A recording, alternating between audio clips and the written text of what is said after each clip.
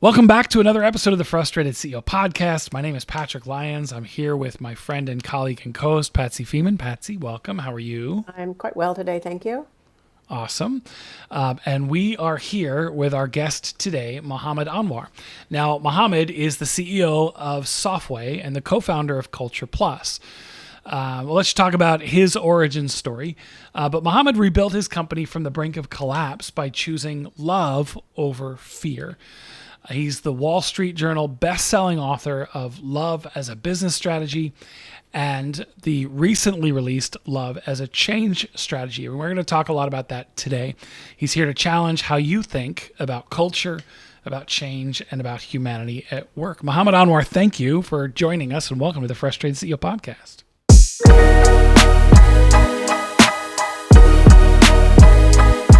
Thank you. Thank you for having me. I'm glad to be here.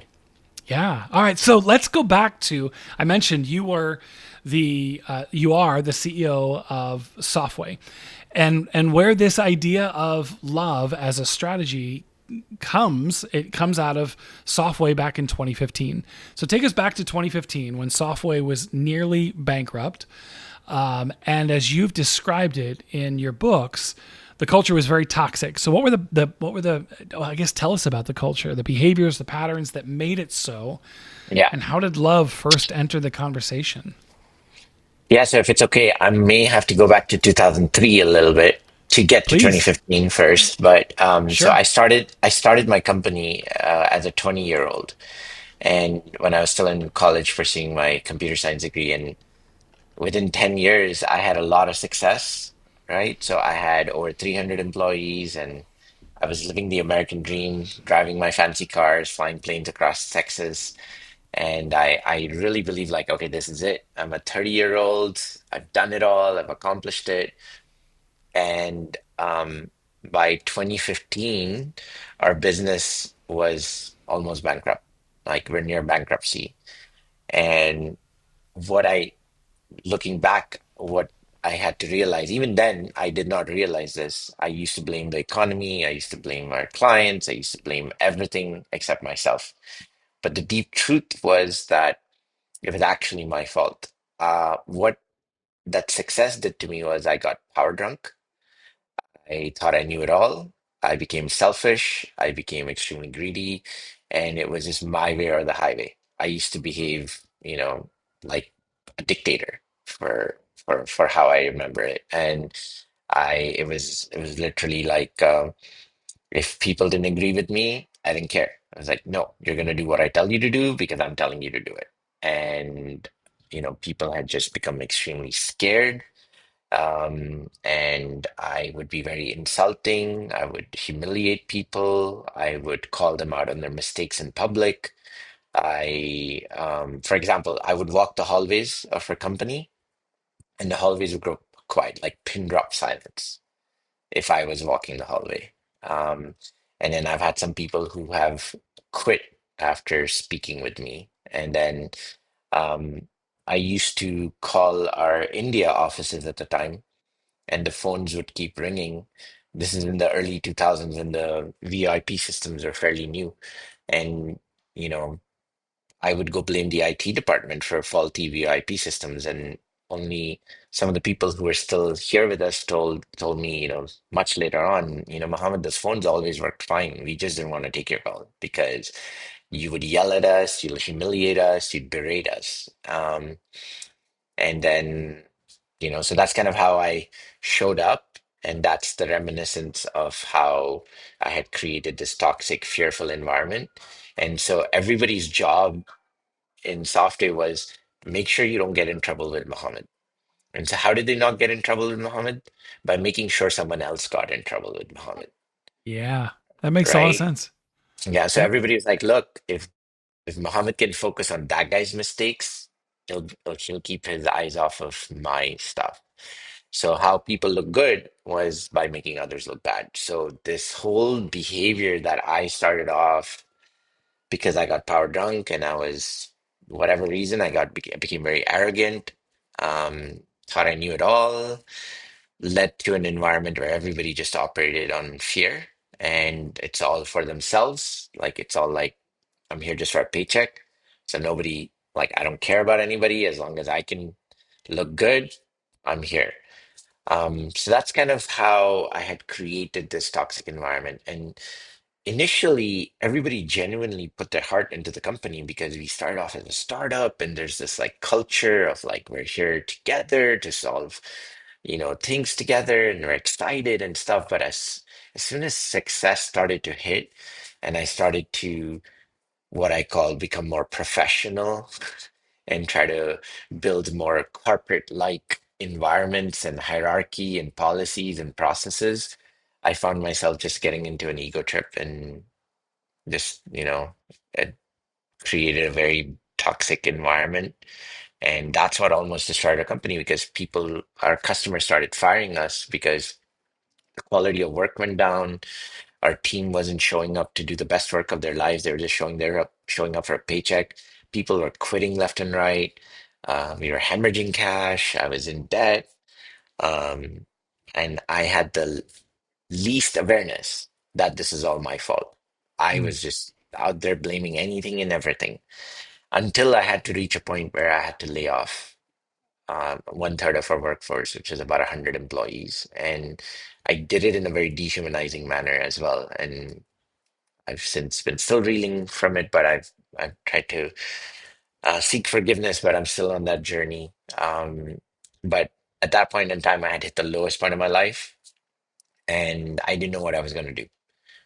And so happened that I received tickets to go to a football game for my alma mater, which is the University of Houston Cougars, and from one of our customers. So I decided to go to the game with my brother, and I was just going to go have a really good time, forget about all the challenges in life and work, and I was just going to go just not worry about anything. And besides, the Cougars were doing really well that year under their rookie head coach Tom Herman, and this could have been the 10th game and 10th victory.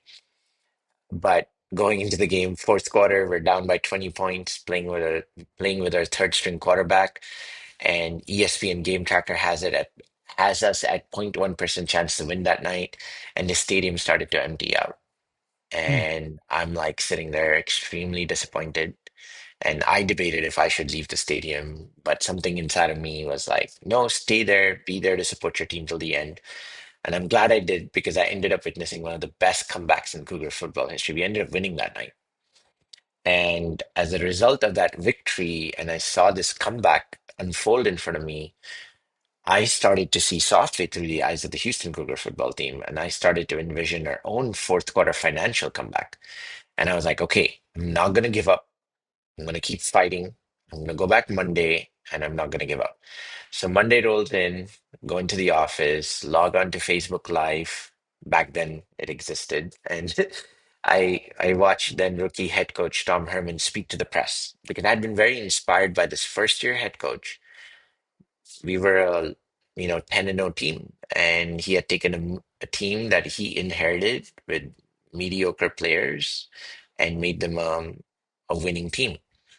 And so in the press conference, the reporter asked him what had led to the resiliency and comeback victory. What would you attribute to that? And it's what he said that changed the course of my life. He said it was love. He said it was the love and support that the players had for one another that helped them win that night. And and he began to expand and say, this is not the love you dog, love you bro kind of love. This is the genuine love where you hold the other person's heart in your hand kind of love, where you go on the field not to fight for yourself, but fight for your teammates next to you. And that's how you not only win games like Saturday night, but that's how you build championship level, high performing teams. So as he was saying all of this, my mind is just like exploding because I was like, love? What? What? Like I was not expecting that. And I couldn't help myself but ask myself, do I love my team? Do I care for my team the way Coach Herman is describing? And the resounding answer that kept coming back was I didn't. I really didn't care for my team. I didn't love them. And so in that moment, I committed to strive to become an empathetic, trusting, and vulnerable leader and put the others' needs for myself and try to create a circle of safety where people are empowered to learn, grow, make mistakes, forgive one another, thereby creating an environment of like a resilience and belonging. And I'm still on this journey, but because this journey is a permanent state of transformation, you're never done transforming. But as a result, our company went from barely surviving to thriving. And that's what gave birth to Love as a business strategy. Well, I'm going to catch my breath. First of all, that's a very compelling story. And Thank you. I wonder in that moment where, Monday morning you're listening to the interview with the rookie coach, um, what you had to let go of in that moment to really open up to the love. Mm. Yeah, I had to face the reckoning that this is actually me. I was the cause, and that was my big realization moment that I don't love my team. And, that was I lacked this self-awareness in me, and most leaders like myself lack self-awareness. And in that moment, I really did not realize I had a huge blind spot. Uh, I thought what I was doing was the right thing. I had had success the way I had been leading the company, so I believed that this is how you needed to show up to have success. I also, quite honestly, was modeling a lot of the leadership behaviors that were prominently present in the corporate workplace that I interacted with. And I genuinely thought this is how you lead. Yep. And, but that was all like challenged by hearing Coach Herman speak about love and culture and high performance. And I won't lie, I had to go on a long journey of not just seeking forgiveness, but forgiving myself because Mm. I had the hardest time that I had done this and I was responsible for this. And so I had to even learn to forgive myself along the way as a part of the journey that I had to go on. That's a huge part of, I feel like, every, I mean, a leader, but honestly, that's just a huge part of the human journey, right? I mean, like, Mhm. is being able to look back at prior versions of ourselves and be able to forgive and release me from the mistakes that I've made and go back into those moments and say, I get it. I know why you're acting like this. It's going to be okay, right? You're going to be better. Mohammed, I have to say, as you were sharing that story, I don't know what was, I was really grappling with what is more surprising as you're telling that story to hear the behaviors that you exhibited. It's surprising just from the conversation, just the way you show up. Like, I'm looking at you going, that's not, like, that doesn't align with what I would envision you to be, right? So I don't know if Yeah. it's, if the behaviors are more shocking or the insight that you have, like the self awareness, the ownership of those behaviors is equally shocking in a really refreshing way. It's like, um, it's just, yeah. It's like Patsy said. I felt like I was like, wow, I could have taken a nap after this, not because it was so long, because it was like, because it was, I was really impactful. That was a ride. Thank you. Thank you. Yeah. No, jokingly, our team that's here with us, who's been through before the transformation and now, they refer to my old version as Mo 1.0. So they say like I think they have me on Mo 3.4.1 now. So they say like I've been upgrading my operating system of how I show up, and I'm leveling up apparently still. But yeah, so I still have Mo 1.0 episodes, is what they say. They say like Mo's having a moment, Mohment. They're like, okay, he's having a Mo 1.0 moment. So I still have my episodes. I will still have my occasional, I get triggered and I will raise my voice and or say something that is hurtful. But the difference in today's era is less that I'm like, not doing those mistakes. It's more that our team is forgiving of me and they have grace for me. They see me as a human and not just a CEO. They see me as Muhammad, the human, Muhammad the father, Yep. Muhammad the the guy who likes football. And so that has transformed how my relationships at work have panned out and how people are now here beside me to support me, to help me, not fear me. Um, And quite honestly, they hold me accountable. They speak Yeah. truth to me.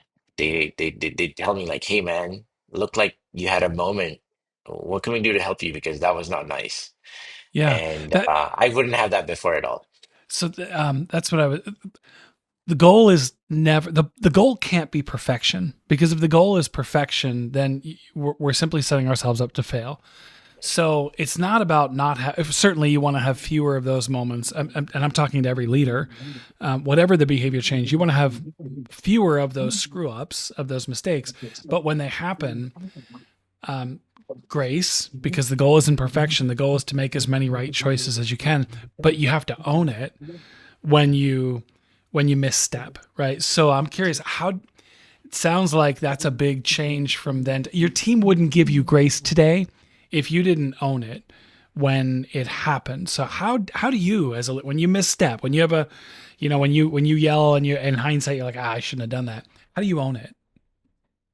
I apologize and I take ownership of it. And it's not just with misbehaviors, but also when I make mistakes. I will try my level best to put my ego aside and share that, you know what, I messed up. That's on me. Apologies. Or I dropped the ball. Um, and and what I've noticed is as the more and more I've been doing that, even though it's still hard, even 10 years later, it's still hard. Um, I noticed that it's creating an environment where our team also show up in the same way. And that has been very refreshing, where we are not striving for perfection or not making mistakes, but rather we're like, it's okay to make mistakes. Let's learn from it and then let's support each other so we don't do this again. And so there's still accountability when mistakes are made, but there's no retaliation or, punishment or punitive reactions to mistakes. Rather, there's let's learn from this. Let's make sure we don't do this again. We don't want to be doing the same thing again. And let's figure out what got us here. Let's retrospect. Let's understand this. And then let's make sure we put guards in place to make sure we don't do this again. So it's changed the way we approach even mistakes, because mistakes are gonna happen no matter what.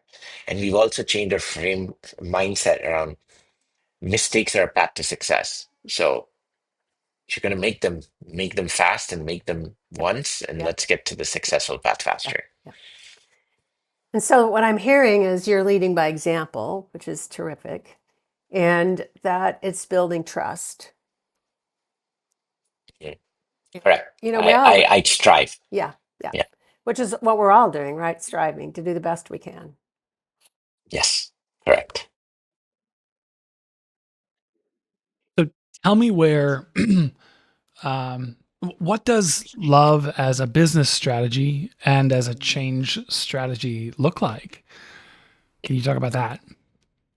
So let's start with love as a business strategy, and then I'll go into what is love as a change strategy. But love as a business strategy, essentially, simplest terms, when we talk about love, right? Number one, first and foremost, just so we clear it up the air, this is not the romantic kind of love. This is not like, the Hallmark movie you're watching where your hot best friend is your soulmate, but you don't realize until the 2 hours into the movie. This is not that kind of love, right? We're not talking about that kind of love. We're talking simply about putting people at the center of all business decisions or organizational decisions. So a people first approach to everything. So you don't think of people last, you think of people first. And that should inform how you make decisions versus I would say that the norm in the business world is you'll make a tech first decision or a financially first decision and then come and understand the impacts to people. So we're saying start with people first and then make your business decisions around them.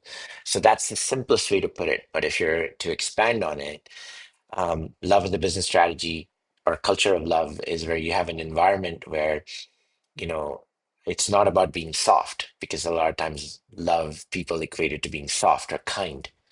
It's actually an environment that creates opportunity for hard conversations where issues and problems are not shrugged under the rug, but you're able to embrace honest conversations with each other and you don't shy away from it.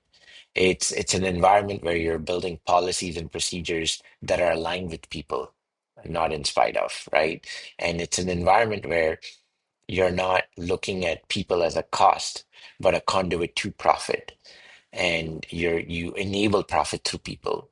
And it's an environment where there's accountability and trust. That's the kind of culture we're talking about. And so it's a people first culture, but it's also about high performance. It's not just about where we're just, doing a kumbaya and singing songs with each other. It's about here to do a purpose, accomplish a mission. It's about winning. And I borrowed this from a sports team, right? From arguably the most masculine sport on the planet. So how do you take that concept of love and turn it into a championship level team, a winning team?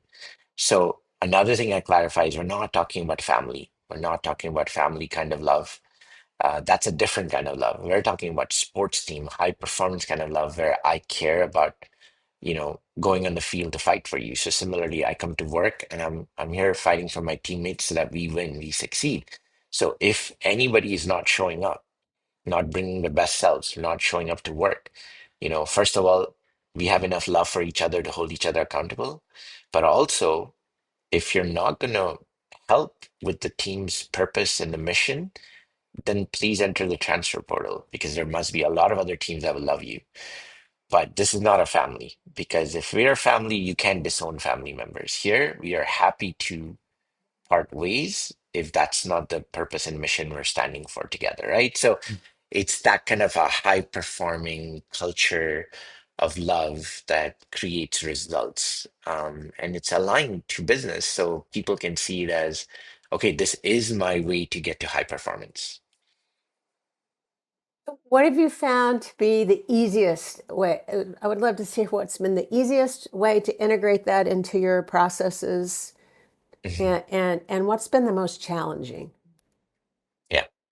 So the the way that we talk about is like, so when you look at strategy, you have the people, process, and technology components to any strategy. So there's a saying by Peter Drucker that culture eats strategy for breakfast. So it all begins with culture. You can build the best strategy, but if you don't have the right culture, you're not going to execute. But we have another saying that if culture eats strategy for breakfast, then behaviors eat culture for lunch. So our whole approach is you have to focus on behaviors, the way we show up, the way we interact with each other, the way we speak with each other. That is what makes up culture. And so if you want to change culture, you have to change behaviors of Sure. people. As a leader, I had to go on a journey to change my behaviors, right? But collectively, we all need to change our behaviors to that ladders up to the culture, then that ladders up to your people, process, and technology. So if there are behaviors inside of your organization where there is lack of trust or empowerment, then your processes will be put into place to verify trust, which is counterintuitive for why you put process in place. You put process in place for efficiency, not inefficiency, but this actually causes inefficiency. Similarly, if there isn't empathy and let's see, empathy and another behavior I'm forgetting. Mm. Let's just say empathy and inclusion.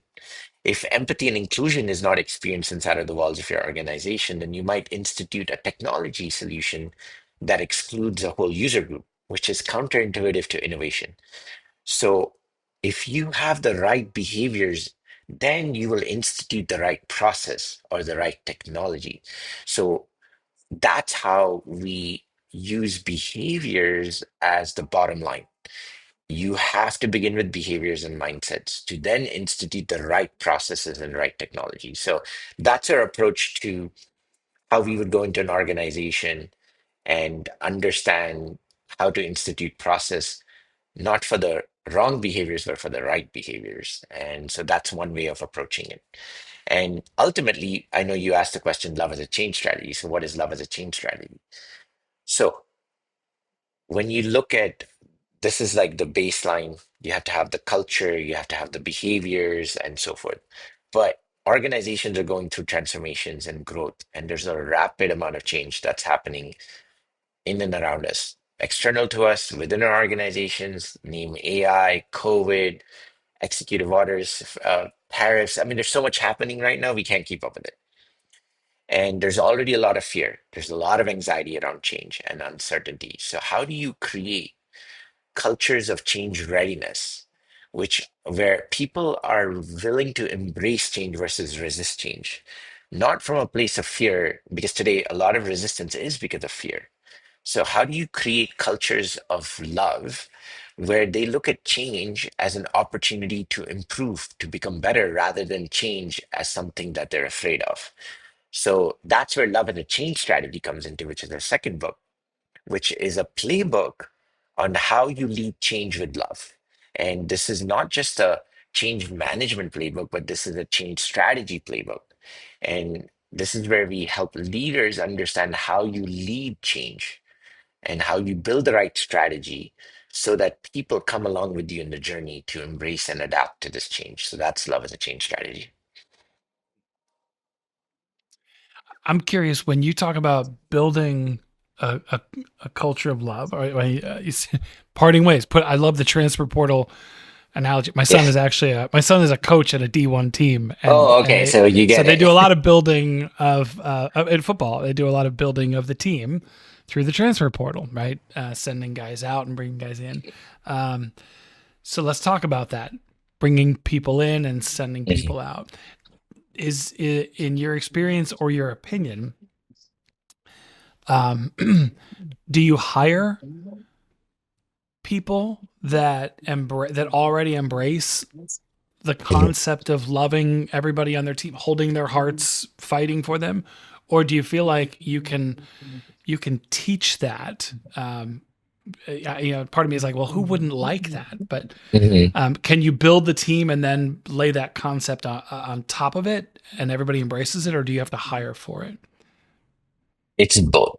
So you can do both. So you will probably find quite a few people who are attracted to that type of environment, but also demonstrate those behaviors naturally because these are humanistic behaviors. Believe it or not, a lot of the behaviors that we talk about we should have learned in kindergarten. We We just forget yes. it along the way, right? So it's already in us. It's already there. We're human. We are social animals. We want to be respected, included, valued.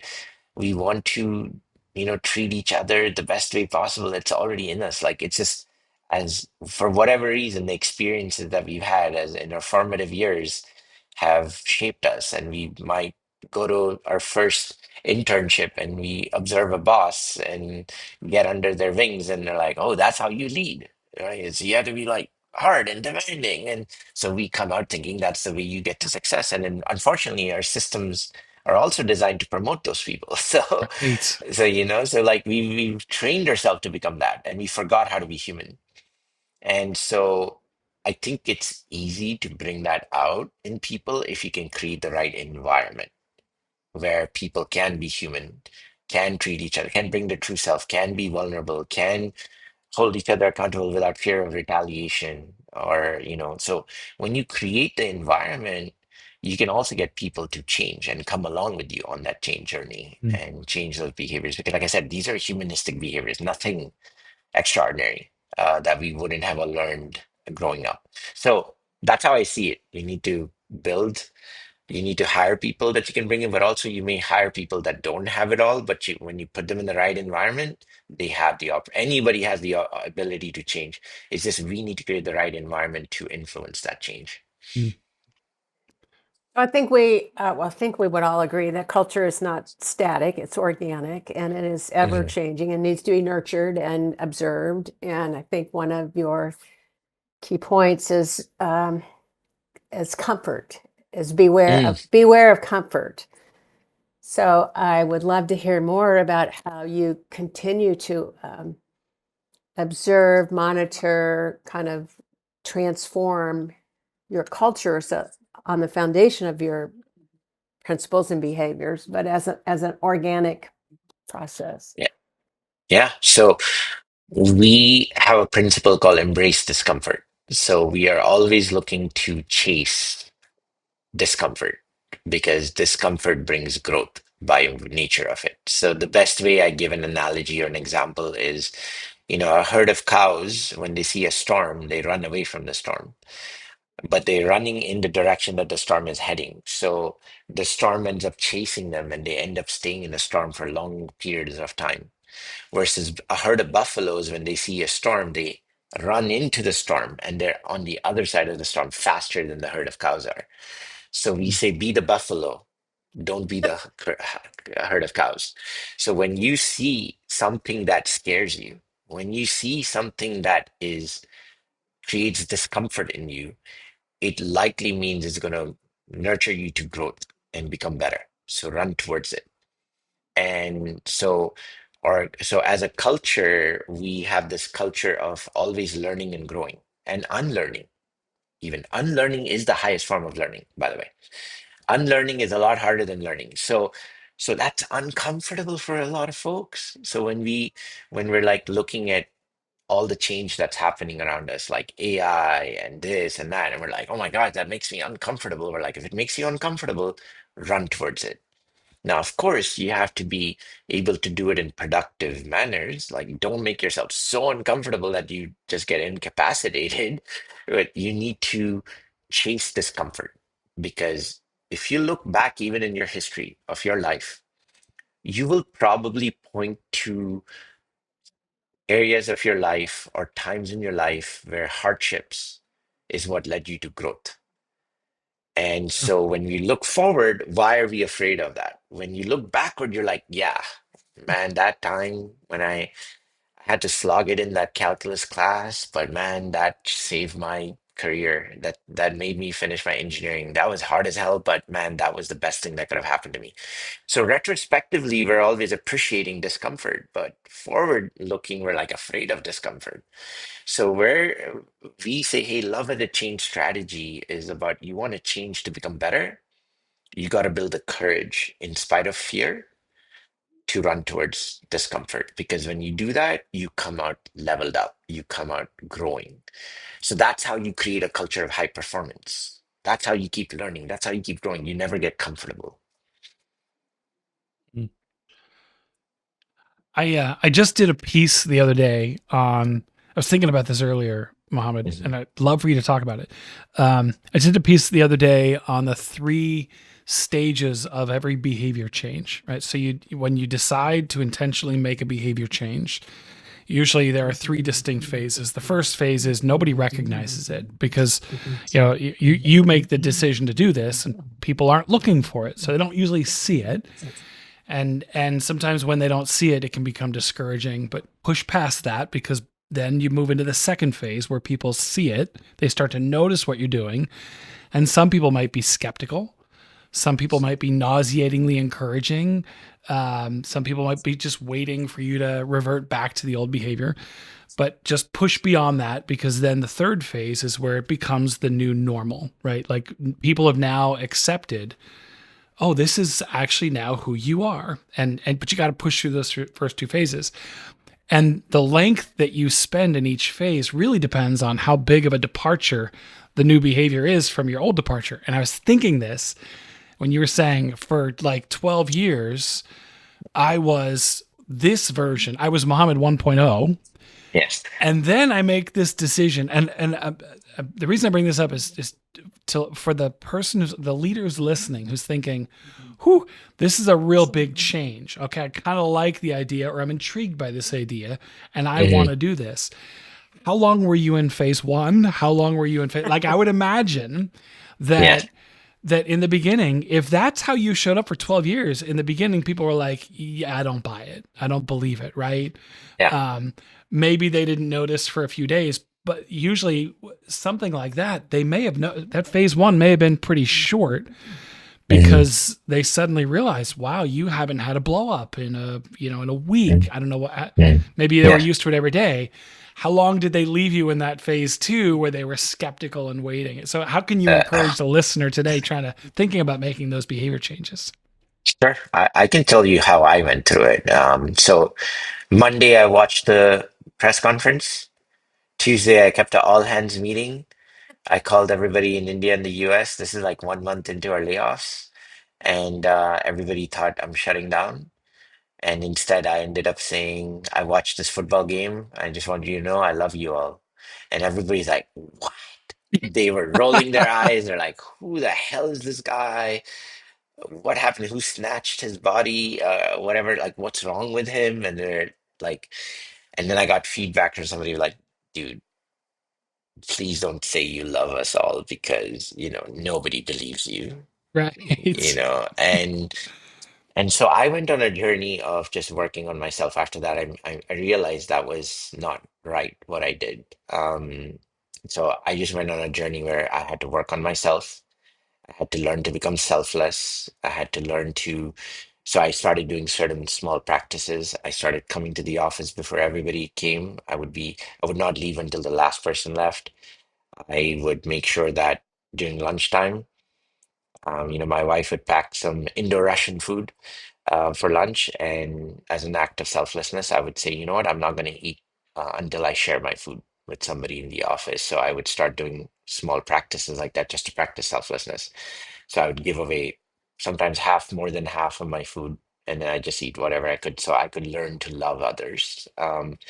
I would, I, you know, I would do a lot of other things that I had to give up materialistically. I sold my Porsche because I just gave me an ego trip. I couldn't drive it anymore.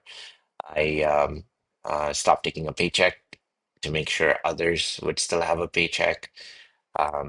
I sold my house, put money into the company. So I did all these things without anybody knowing. Like they did notice one day in the parking lot, I don't have a Porsche and I'm driving a 2011 gold color mini Sienna. And everybody's like, what is he driving? Like I'm sure they were all shocked, but I did that all on my own. Um, and then I changed policies, I changed procedures, I changed how I showed up. I still had blow ups, but yes, the frequency had started to reduce. Um, so I changed a lot of things. I worked really hard. And then about 18 months into the journey, I was visiting our India offices and I knew I had worked really, really hard and I never asked anything from anybody. Um, and and I said, I'm going to host a town hall and I'm going to ask a polling question if trust had improved between them and I to raise their hands. Believe it or not, 18 months into the journey that I've worked so hard, made so many changes on myself, on the organization, policies, benefits, everything, and only two people out of 100 plus people raised their hand. That's very Uh, discouraging, right? Very discouraging. And let me tell you, I felt like somebody punched me in my stomach. I was overwhelmed with anger, humiliation, guilt. I just couldn't stand there. I was like, okay, I'm not having this. So I just left the town hall meeting prematurely. I was like, I can't do this. Mm. I broke down. I can't do this. I just left. And then I had a few days to really think about what had happened. Another opportunity to address the whole company again. This time, I mustered up the courage and I apologized.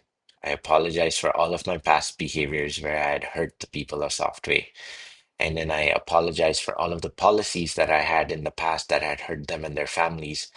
And I began to seek forgiveness. And as I was seeking forgiveness, I began to cry. And something you learn about me is I cry a lot. And so in that moment, I became emotionally overwhelmed again. So I left this meeting also prematurely because I just started breaking down and crying and I couldn't stand there. And then the last day of my trip to Houston arrived. And as last day trip to Bangalore, and I was going to leave to Houston that evening. So they organized a farewell gathering for me and the US visitors. And in that farewell gathering, as I showed up, they surprised me and they gifted me a book that said, "We love you, Mo, and we trust you, Mo." And it was a book with the title "We Love You and Trust You More," and then filled up with everybody had written handwritten notes to me how much they trusted me and loved me and encouraged me and noticed my change. And as I received this book, I began to cry again. But this time there were tears of joy because I had been longing for this validation that all of this time that I had been going on this change journey for myself had finally felt like it was validated that it was worth it. But I also learned a very important lesson this day, which is us as leaders can go on our change journey, change our behaviors, change policies, change procedures, do everything right. But it doesn't matter if we don't apologize. It doesn't matter if we don't seek forgiveness. Because here's the truth. Us as humans, we hurt each other intentionally or unintentionally. And when that hurt lingers, we call that unforgiveness or lack of forgiveness. And guess what?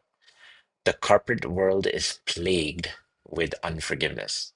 It changes how we show up in the workplace. It changes how we treat each other in the hallways, on our chat messages, in our emails, in performance reviews, how we make budget decisions, how we make promotion decisions is all tainted with unforgiveness. And if we must break through that to create high performance, we have to learn to forgive and seek forgiveness. Without that, no change can come to fruition. And so I agree with you with all of the three steps, but I think the final step has to be to seek forgiveness, or it should be the Yeah. first step. I don't know. Yeah. Somewhere in there, forgiveness has to be a part of the stages, in my opinion. But that was my journey, and unless I had apologized sincerely, I don't think people would have accepted my change. So you look like you felt the emotion as Mohammed was talking. Yeah. It's very touching. I mean, you we mention all the time about vulnerability being the key to building trusting relationships, and Mom was talking about, you know, in one of the most vulnerable situations we could imagine anybody being, the CEO of a company that is doing all these changes for 18 months and no, still hasn't, two hands get raised. It's just like, Mhm. but you Yeah, can, so that was what the I love is there's something inside of you that keeps you keep coming back. You keep trusting, you keep coming back. You keep, there's a purpose inside of you that's burning that maybe wasn't burning when you owned the Porsche and you did, all the kind of traditional. So that's what I'm sensing and am and touched by for those who are only listening to this. Yes, I do have tears in my eyes because it's That was very, awesome. very touching that you keep coming back and you keep coming back. There's And something inside of you that is more important than your vulnerability, than your, it's what drives you. and Mohammed, thank you. you were the you were the poster child for exactly the piece that I did on those three stages of behavior change, because in it I the encouragement to the leader is in the beginning when nobody notices. You have to remember, I'm not doing it so that people will notice. I'm doing it because this is the right thing for me to do. And in that second stage, when people notice it but they're skeptical, you have to remember, I'm not doing it for their approval. I'm doing it Mhm. because this is the right thing to do. And I feel like that, like when you asked that question, when you polled 100 people and you got two hands up, that's that second stage where 98 people are still going, I've seen some Mm. progress, but I'm not 100% certain. And that's a moment for you. That was a crossroads for you, where you could have, honestly, you would have been, some would say you might have been justified to say, what the hell am I doing all this for? Like, I give and I give and I give, and I'm not getting the response that but that's not why you signed up for this change, right? You signed up for the change because you felt like it was the right thing that you needed to do, and you didn't do it for their accolades.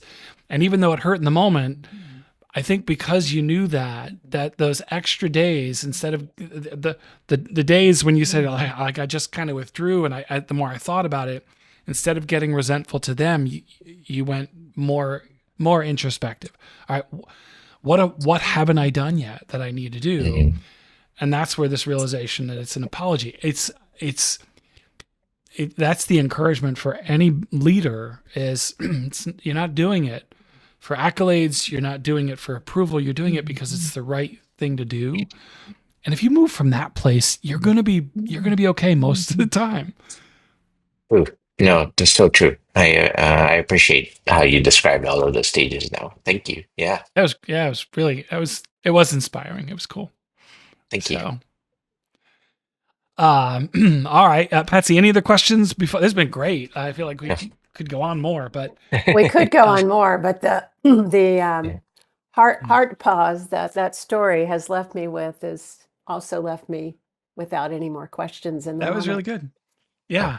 All right, Mohammed. So this is let's get practical. This is the sure. session, the segment of every episode where we try to give very specific, actionable steps that a listener can implement rather, hopefully quickly, maybe not easily, but they can begin the process today, tomorrow, to start making progress in their own organization. And after that, then we'll talk about how can people find you, where can they find the book. But from your perspective, your opinion, anything we talked about today, or maybe something we didn't get to yet, what advice would you give a senior leader or an executive team that they can implement rather quickly? I would say, I mean, I have so many things, so now I gotta like prioritize. Let's You can see. give a few. We won't limit. Okay, I would say first and foremost, try to surround yourself with people who can speak truth to you. I think not just to flatter you, but to Mm, give you feedback that hurts you or even is painful. Like you need to have the courage to surround yourself with people who will speak truth to you. And and you have to be willing to embrace that discomfort of hearing the truth, even when it's painful, and being able to practice gratitude and say thank you and then go process that feedback. Because without that truth telling around you, your gap that you might have about yourself or that self-awareness, the lack of self-awareness that you have is only going to get bigger and bigger and bigger if you don't have people who can speak truth to you. So I'd say try to find those folks with relationships who don't say things to make you feel good, but who generally make you feel worse or like pain. Not in a disproductive way, unproductive way, but in a productive way, you know? And so you need to surround yourself with those type of confidants and people. And that would be the first step that I would encourage you to surround to do in your journey of leadership. Like, that was very valuable for me. If you know, I have three other co-authors on my book, on both the books, and without them, I wouldn't be where I am. So this is not just a journey that I went on my own. Yes, maybe I did a lot of work, but I had a lot of support. And had it not been for people in the company, like my co-authors, who had the courage to speak the truth to me, even though I had the power to fire them, and I didn't fire them, of course, but that was much needed. So I think being able to do that, but also being able to have the courage to suppress your ego and accept feedback, no matter how painful it is what I would ask leaders to go on that journey for. that's great. Beautiful. Thank you. Yes. Easier Patsy, said what than would, done, yeah, but well, yeah. I, I I think trust it. simple but not easy, right? No, Simple but yeah, not easy. yes, um, and yet transformative. Right? mhm, Potentially, it has the really look at the journey that you've been on because you did it. So, thank you. Patsy, what would you add? Well, Mohammed, you're leaving me speechless and teary-eyed many times today. So let's see Right. what I would add. One I would add on that is to know and live, what your purpose for your Mm, leadership is. And so mm, match your actions and behaviors with that. And and what you surround yourself, match your surroundings with that. So your Porsche and your Sienna are a great example of matching your surroundings with what you're aligning with your purpose. yes. We didn't get into this much, but I love the term of building a culture of change readiness. Mm, We often say build yeah. a culture of resilience or being Yeah. proactive, but I love this change readiness. That's very kind of behaviors based. Yeah. Yeah. No, that is the intent behind it because we can't hope and pray that change only becomes less and less. In fact, history showing that change only gets more and more rapid. And as we go further into the future, it's going to become even more rapid. So rather than um, hoping and praying we have less change, let's just embrace the fact that change is going to happen. So how can we create the right behaviors and mindsets for us to look at change as an opportunity to grow and an opportunity to see and take advantage of. And resiliency is also needed. I would say resiliency is the other side of that coin, which is like when change hits you that you weren't expecting, or change that's like really throws you back against the wall. That's when resiliency will come in. But in other times, we want to be change ready so we can be number one in our industry. We can embrace things to become a winning team, and that's the more willingly adapting to change versus this you're forced into change. So that's how I see the difference between the two. Distinction. And the last one I would add, because I know Patrick's got several, is embrace our own and and others' humanity, Mm. Mm. because that builds trust, that allows us, you as a CEO to lead by example. And we all know that leaders are, anybody in your organization has the opportunity to be a leader. Mm. So there's a lot of opportunities for people to lead by example, Yep. by embracing our humanity. Yep. Totally. I will add a few things. Mohammed, I feel like almost every point that you made today was a reminder that the change starts in the mirror, Mm. right? I mean, you talked about the facing a reckoning in your own business. And that's kind of like, all right, so wherever you are, listener, in your business, if it's not where you want it to be, face the reckoning. And the reckoning's in the mirror. It's not out there among the rank and file. I like this. Love does not mean being weak, and it does not being soft. Rather, it is it's a set of very specific behaviors, and it creates the context for hard conversations. So it's not about avoiding those things; it's about embracing them. I have to throw this in there because it was fun. Discomfort brings growth. So be a Mm. buffalo. Be a buffalo, Yes, not a cow. that's And if that correct. doesn't make sense to you, then go back and listen to why did you start at the end of the episode? But run to the storms, not away Yes. from them. That was fun. Um, I love the concept that unlearning is harder than learning, but it's Hmm. a critical part of growth and development. And then the last one, because I think it was so impactful, um, and there's an element of humility and humanity to it. Mohammed, you said you can change everything. You change the policies, the processes, the comp structure. You can change everything in the organization. But if you don't apologize and seek forgiveness for those past missteps, then it's not going to have the impact that you're hoping it will have. Without that, high performance can't happen. That's what you said, and Right. that was poignant and impactful. Thank you. Yeah. Thank you. Anything else that anybody wants to add? I had more, but those were the heavy hitters. Any last pieces of advice? I've run out of Kleenex for the tears in my eyes, so I guess I That's better great. stop. That's great. Mohammed Yeah, no, Anwar. Yeah. So go ahead. Go ahead. no, I was just gonna say I do not. I mean, I would love to have another episode with you, and I'm sure we can speak about a lot of other things, but no, I've thoroughly enjoyed this conversation. Well, we have two because I mean, you're a very interesting guest. I will say, Love as a Change Strategy it's a powerful book.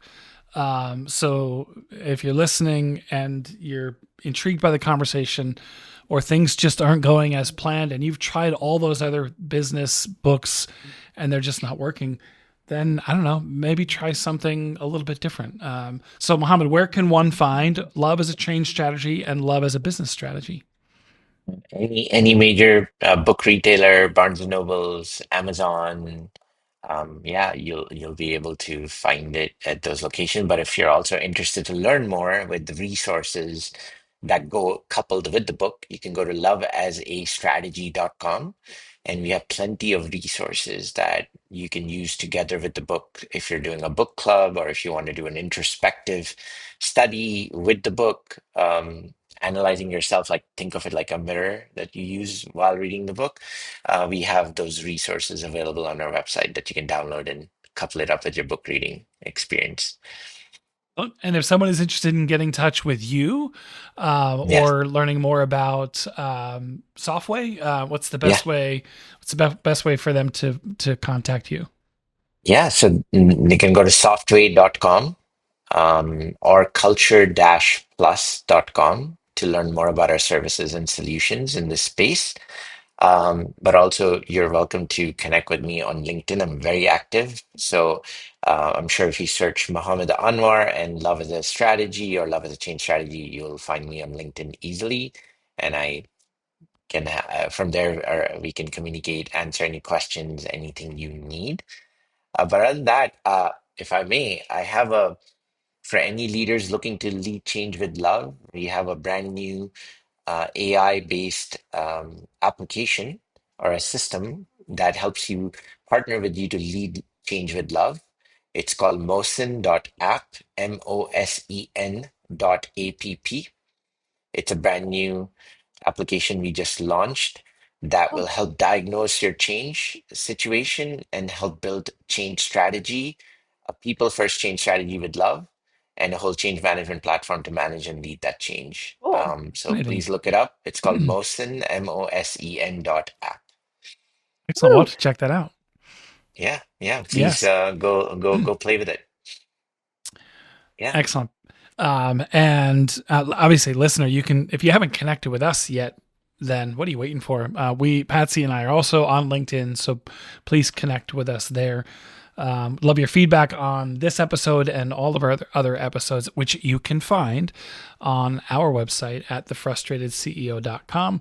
And you can find out more about us and the podcast at thelionsgroupconsulting.com. Mohammad Anwar, thank you so much for Yes. joining us today. This was great. It was fun. It was insightful. It was inspiring. Thank you. No, thank you for having me. If I may, I'll just leave one last thing for the frustrated Good, good. CEO. Yeah. Yeah, which is many of us want change, but nobody wants to change. So be the change. Don't wait for the world to change for you. That's beautiful. All right. Patsy, thank you for your part in today's episode.